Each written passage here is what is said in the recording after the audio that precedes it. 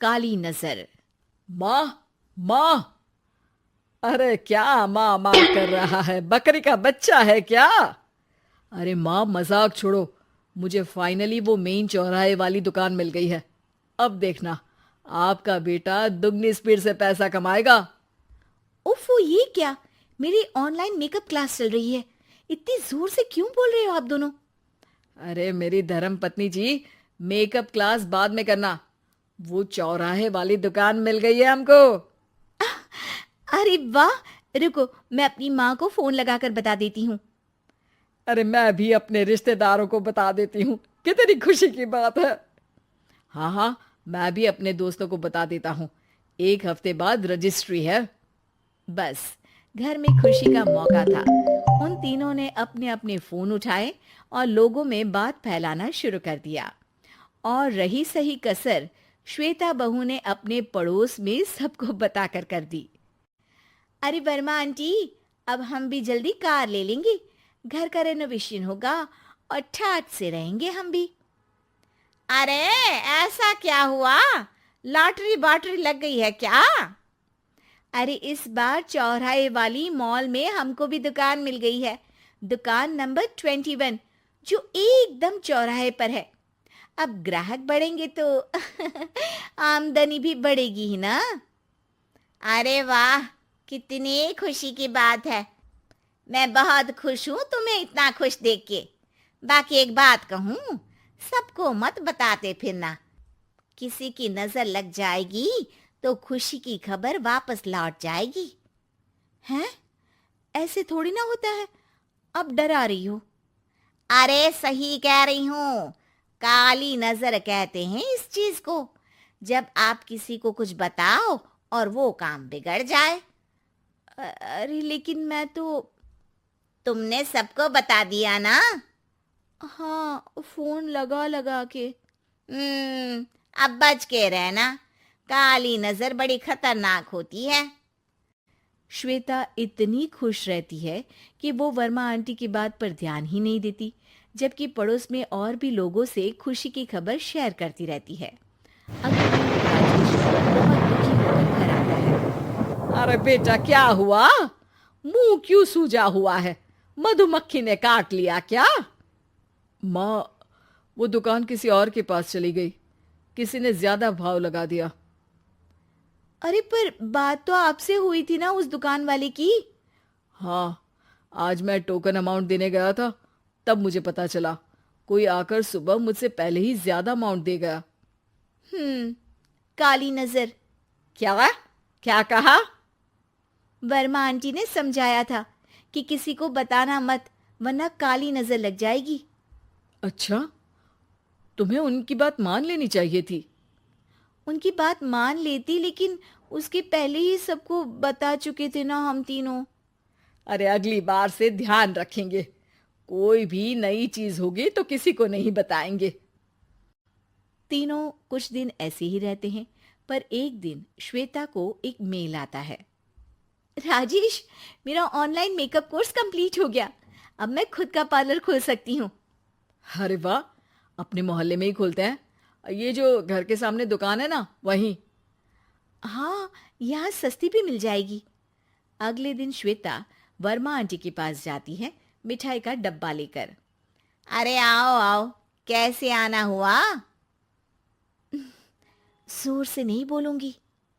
वो सामने वाली दुकान है ना, वहां मैं अपनी पार्लर की दुकान खोलने वाली हूँ। उसकी मिठाई है। अरे वाह, बहुत बधाई हो तुमको। हाँ, मैं कमाने लगूंगी तो राजेश पर पूरे घर का बोझ नहीं रहेगा ना आंटी जी। ये तो है।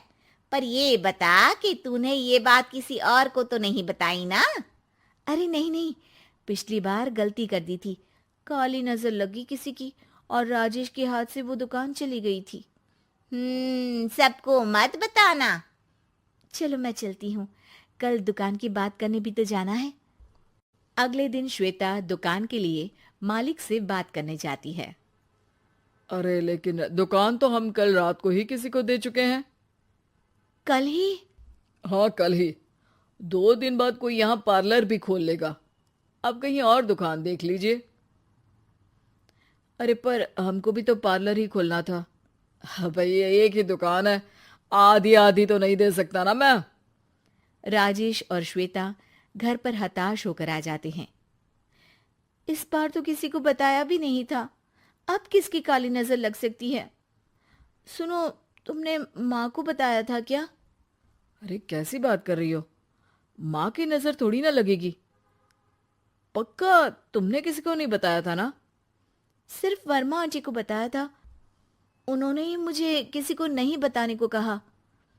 अरे यार, तुम भी सही हो, मेरी माँ को नहीं बताने को कह रही हो, पर वर्मा आंटी को बताना तुम्हें जरूरी लगा। अरे वर्मा आंटी ने ही तो काली नजर के बारे में बताया था ना, वो हमेशा हमारा भला ही तो चाहती है। मेरी माँ भी हमारा भला ही चाहती है। अरे पर चिल्ला क्यों रहे हो? बात नहीं कर सकते क्या आराम से? नहीं आता वो आराम से बात करना, और करना भी नहीं चाहता हूं मैं। दुकान जाने का दुख गुस्से में बदल गया था और राजेश और श्वेता में बात बंद हो गई थी। 2 दिन बाद मोहल्ले में पार्लर का इनॉग्रेशन हुआ, जिसमें मोहल्ले के सभी लोगों को बुलाया गया, पर श्वेता, राजेश और माँ नहीं जाते। माँ, अंदर आ जाओ, क्या देख रही हो? अरे नया पार्लर देख रही हूं अपने आंगन से। देखो, माँ को दूसरे का सुख देखने में कितना मजा आ रहा है, मेरा दुख नहीं दिख रहा इन्हें। यह मेरा पार्लर भी तो हो सकता था। अरे चुप रहो यार, हर बात में लड़ाई क्यों ढूंढ रही हो? राजेश और श्वेता फिर बहस करने लगते थे। तभी माँ ने दोनों को बाहर बुलाया।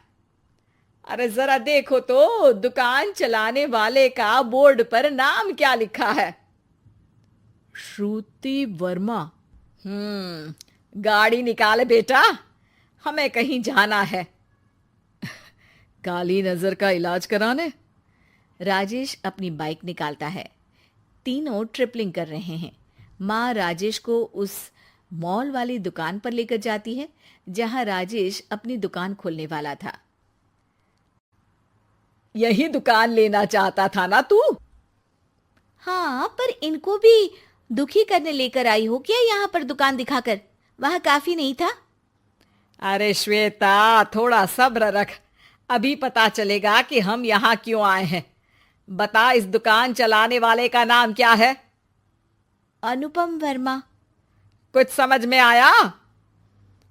वो दुकान वाली श्रुति वर्मा, ये दुकान वाला अनुपम वर्मा, और हमारे पड़ोस में हमने उस दुकानों के बारे में बताया किसको था? अब वर्मा आंटी को। मतलब वर्मा आंटी ही हमारा काम बिगाड़ रही है? नहीं नहीं, ऐसा नहीं हो सकता, ये बस इत्तेफाक है। राजेश अपना फोन निकालता है और श्रुति वर्मा और अनुपम वर्मा के नाम फेसबुक पर सर्च करता है, जहां ये दोनों ही वर्मा आंटी के रिश्तेदार होते हैं। श्वेता को समझ में आ जाता है कि वर्मा आंटी की ही नजर खाली नजर है। अब क्या करना है? कोई भी खुशी की खबर हो तो काली नजर से बचना है, यानी वर्मा आंटी से बचना है। अरे पर मुझे ये समझ में नहीं आया कि वो हमारे साथ ऐसा क्यों करेंगी। अरे बेटा, एक सीख है, दूर के आदमी को आपकी तरक्की से कम परेशानी होगी, पड़ोसी को ज्यादा। दोनों माँ की बात में हामी भरते हैं और अगला काम चुपचाप करने की कसम खाते हैं, ताकि आगे से वर्मा आंटी कोई काम ना बिगाड़ सके।